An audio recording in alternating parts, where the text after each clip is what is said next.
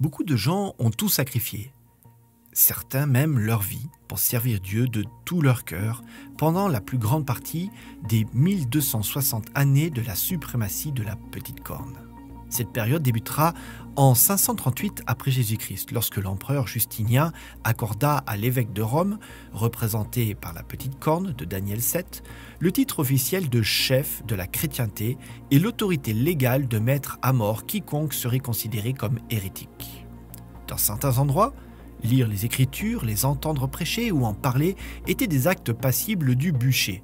Prier en secret, refuser de se prosterner devant les images ou chanter des psaumes, c'était également s'exposer à la mort. Ceux qui abjuraient leurs erreurs étaient condamnés quand même.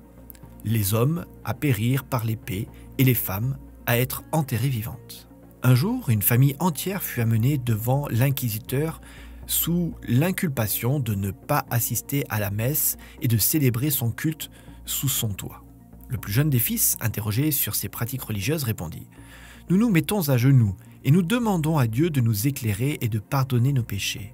Nous le prions pour que le règne de notre souverain soit prospère et sa vie heureuse, et nous lui demandons de protéger nos magistrats. » Willy, lire chapitre 18, chapitre 6.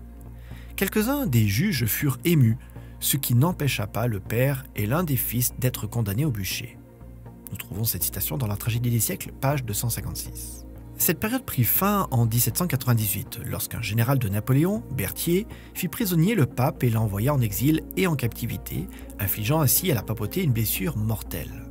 Mais la prophétie nous dit que cette blessure mortelle sera guérie et que des pratiques religieuses, certaines d'entre elles en désaccord avec la Bible, seront à nouveau imposées à l'échelle mondiale par les autorités civiles et religieuses. Ceux qui décideront de suivre la Bible telle qu'elle est écrite seront persécutés comme étant des radicaux, des extrémistes, des fondamentalistes ou des fanatiques. Ils ne seront pas autorisés à acheter ou vendre et on ordonnera de les mettre à mort. Imaginez ce que pourra être la vie lorsque soudain, vous ne pourrez plus payer vos factures, hypothéquer une maison, acheter de quoi manger ou du carburant pour votre voiture. La vie en société deviendra impossible. Comment demeurer ferme et ne pas capituler devant de telles menaces?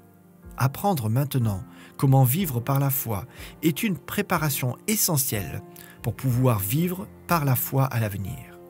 Dieu a conçu de multiples moyens pour nous enseigner à acquérir cette capacité. Par exemple, lorsque vous décidez d'apporter votre dîme et votre offrande de promesse. Apparemment, votre pouvoir d'achat diminue. Mais par vos actes, vous affirmez que vous êtes disposé à suivre la parole de Dieu, à le mettre à l'épreuve et à vivre par la foi. Après tout, si on ne pouvait pas compter sur Dieu, si sa parole n'était pas vraie, s'il était incapable de subvenir à nos besoins, pourquoi le servir? En apportant votre dîme et votre offrande de promesse, décidez d'apprendre maintenant à vivre par la foi.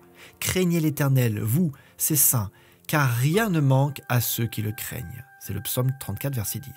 Puissions-nous mettre nos désirs à la dernière place et Dieu à la première.